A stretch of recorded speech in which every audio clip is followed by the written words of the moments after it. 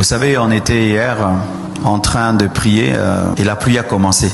Pour vous, c'était que la pluie. Moi, ça m'a rappelé quand je m'étais mouillé avec mon épouse. C'est-à-dire, pour vous, c'était la pluie. Mais en ce moment-là, j'étais seul dans cette pluie parce que moi, j'avais le souvenir de quelque chose. Alors, lorsque tu as perdu quelqu'un, ne sois pas trop exigeant envers les gens. Parce qu'ils ne peuvent pas vivre ce que tu vis parce que c'est toi qui l'as vécu. Alors des fois les gens, qui passent par un deuil, deviennent trop exigeants en amour. Il faut qu'on t'aime, il faut qu'on ceci. Les hommes peuvent te consoler pendant un mois, mais après, ils doivent aussi dealer avec leurs problèmes.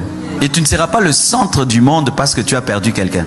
Parce que des fois, les orphelins, les veufs, les veuves tombent dans le piège de vouloir être le centre du monde. Non, c'est Jésus le centre du monde. Ce n'est pas toi. La perte d'un être cher ne fait pas de toi le centre de l'église ou le centre de la famille, c'est de l'égoïsme. Donc tu veux te servir de ton deuil pour contrôler les autres. C'est de l'égoïsme. Alors, ce que tu viens de dire là, c'est qu'il fallait que Dieu te prévienne et tout. Et même s'il te prévient, Dieu peut te prévenir que quelqu'un mourra, mais ta prière ne va pas empêcher sa mort. Hein. Jésus a annoncé sa mort. Quoi que tu fasses, il devait mourir. Pierre a voulu s'opposer à la mort de Jésus. Jésus a refusé. Alors si même tu devais empêcher sa mort, elle allait mourir à quel âge alors? À 200 ans. Elle allait toujours finir par mourir. Vous tous ici, des deuils vous attendent. Hein. Que vous le vouliez ou pas, vous pleurerez un jour. Tant que vous serez sur cette terre, vous pleurerez. Vous allez pleurer vos parents. Tu penses quoi? Que tes parents sont éternels? Ils sont en train de vieillir. Et tout ce qui vieillit, c'est la mort, non? Si ton père a 80 ans, prépare ton cœur, non? Vrai ou faux? Ceux qui ne se préparent pas à pleurer pleurent mal. Mais ceux qui se préparent à pleurer pleurent bien. Jésus a dit, tu es poussière, tu retourneras à la poussière. Il a dit ça à ton père, à ta mère, à ton frère, à ta sœur. Nous tous ici, nous sommes des deuils potentiels. Nous tous, pour les uns et pour les autres. Alors, un christianisme qui ne se prépare pas à la mort est un mauvais christianisme. Jésus a parlé de la mort.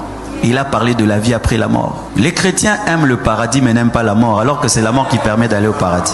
Les chrétiens abandonnent Dieu pour des gens qui sont allés au paradis. Non-sens. Que moi là, je cesse de servir Dieu parce que mon épouse est allée au paradis. Mais de là où elle peut me dire, mais vraiment toi là, tu es un incrédule. Regarde-moi, c'est un manque sans révélation. Je suis allé là où tu m'as toujours dit que j'irais. J'y vais, maintenant toi tu abandonnes Dieu. Alors que je suis allé là où je devais aller. C'est comme si tu t'es battu pour que ton enfant aille aux États-Unis, il y va, maintenant tu abandonnes. Si Christ tarde, nous tous ici, nous mourrons un jour. Si Christ tarde, nous tous nous mourrons. Maintenant, quand la mort vient, les chrétiens abandonnent. Vraiment, je me dis que la Bible là qu'on lit, on la lit comment? Et qui a dit que tout le monde vieillira? Jésus lui-même est mort jeune. Celui qui est mort à la croix avait 33 ans. Le Fils de Dieu n'est pas mort à 70 ans, 80 ans, 33 ans. 3 ans seulement de ministère. C'est un pasteur qui venait de commencer l'église. Oh, à peine il a commencé le ministère. Non, il a fini le ministère. On ne finit pas le ministère à 10 ans, 20 ans. Certains des ministères de 2 ans. Mais il a accompli sa mission.